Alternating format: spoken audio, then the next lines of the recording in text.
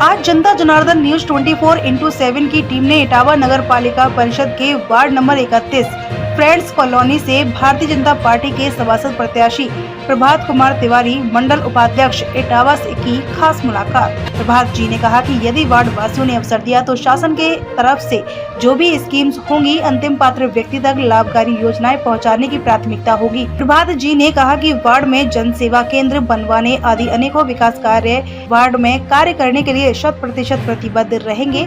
युवाओं के लिए ओपन जिम लाइब्रेरी बनवाने के लिए 100% प्रतिबद्ध रहेंगे। साथ ही प्रभात जी ने समस्त वार्ड वासियों से मतदान करने की अपील की जिससे वार्ड का चौमुखी विकास कर सकें। आगे देखिए संपादक विनय के साथ कैमरामैन योगेश की खास रिपोर्ट। देख रहे हैं जेजे न्यूज 24/7। आज बात कर लेते हैं, जैसा कि आपको अवगत होगा, नगर निकाय इलेक्शन का दौर बच चुका है।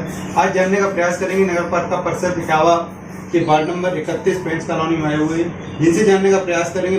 प्रभात कुमार तिवारी जी हैं, जो मंडल उपाध्यक्ष बघेल साहब भी हैं। नमस्कार सर।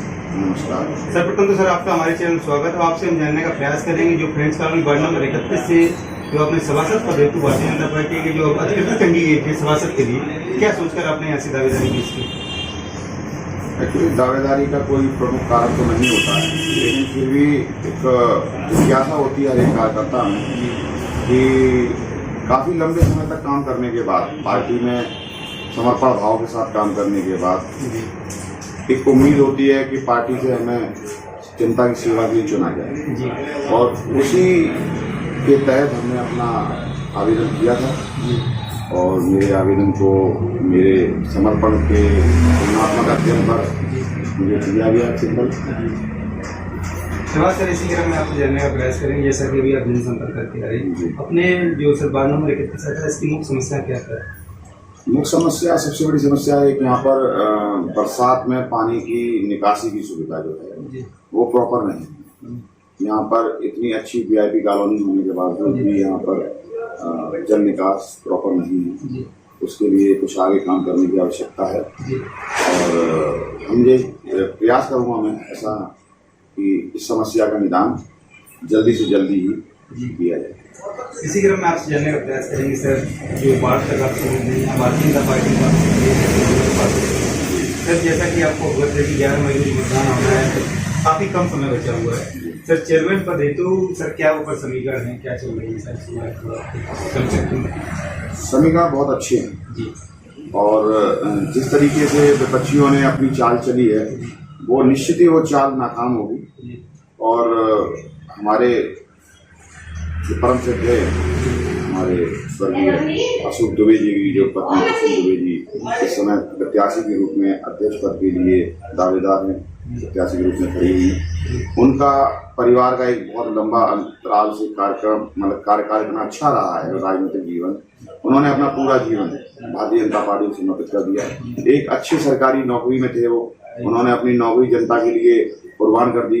पूरा समाज उनके लिए आज तैयार है, एकजुट होकर उनके लिए लगा है और निरंतर निश्चित ही एक बहुत भारी बहुमत से उनको जनता जिताने का काम करेगी। इसी के साथ सर न्यूज 24/7 के माध्यम से जितने भी आपके वार्ड के मतदाता है या नगरवासी, इन्हें कोई मैसेज अपील करना चाह रहे हो? मैसेज मैं एक ही कहना चाहता हूँ, अपील ये करना चाहता हूँ कि एक चुनाव आप करने जा रहे हैं, आप घर में किसी भी सदस्य का चुनाव करते हैं या घर में कोई नए व्यक्ति का चुनाव होता है, घर में किसी से संबंध बनते हैं, तो आप उसका ये देखते हैं कि कितना पढ़ा लिखा है, क्या उसके संबंध है, उसका परिवार का बैकग्राउंड क्या है, उसके मानसिक स्तर क्या है और क्या वो उस काम के लिए लायक है जिसके लिए वो आप वोट देने जा रहे हैं। तो उन सही मानकों पे अगर वो जनता ध्यान रखेगी तो मैं उनके हर मानक पे खरा उतरूंगा और उनको ये विश्वास दिलाता हूँ कि एक ऐसी नजीर बनाऊंगा, यहाँ पर ऐसी एक तैयारी की है मैंने यहाँ के लिए, इसको एक आदर्श वार्ड बनाऊंगा और आगे भी इस वार्ड को लोग जानेंगे कि यहाँ पर भारतीय जनता पार्टी का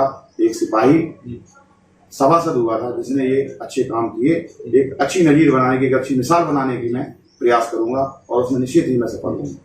इसी क्रम में सर, जैसा कि आप जिक्र कर रहे हैं कि नजीर बनाएंगे, यदि वार्ड नंबर 31 के जितने भी मतदाता हैं आपको सभासद पद है, तो सर सर्वप्रथम जो नजीर में 1-2 कार्य हमें बताएं सर, जो आपको अवसर मिलता है उसके बाद अपनी वार्ड में कराने का प्रयास करें। जी, एक यहाँ पर बहुत लंबी रास्ता है, जो मुख्य रास्ता है फ्रेंड्स कॉलोनी की, जो ओवरब्रिज से लेकर और सब्जी मंडी तक की जाती है। वहाँ पर फुटपाथ सारे टूटे पड़े हुए हैं। प्रमुख रूप से उनको फुटपाथों को सही कराना है और कोशिश करेंगे यहाँ पर एक जन सुविधा केंद्र जो यहाँ पे होना चाहिए वो यहाँ पे नहीं है। उससे क्या होता है कि यहाँ पर जो काम करने वाले जो निचले तबके के लोग जो रह रहे हैं, जैसे प्रेस करने वाले हैं और अपना बर्तन धोने वाले हैं, इनके परिवार काफ़ी जगह रह रहे हैं। उनको शौच के लिए प्लॉटों में रह रहे हैं तो उनको शौच के लिए बाहर जाना पड़ता है। जो मोदी जी का जो आयाम है, जो उन्होंने नीति चलाई है कि कोई भी खुले में शौच नहीं करेगा, तो वो कहीं ना कहीं थोड़ा सा गड़बड़ होता है। तो उसको हम बेहतर प्रयास करके उसको जन सुविधा केंद्र फ्री खुलवाने का प्रयास करेंगे और जो पार्कों में जिनकी हालत पड़ी हुई है उनको शुद्ध करने का प्रयास करेंगे और एक हर गली के बाहर एक नक्शा जिसमें नाम पता लिखा हो उस गली में रहने वाले व्यक्ति का, ऐसा प्रयास करेंगे कि वो नक्शा हर गली के बाहर उपलब्ध हो।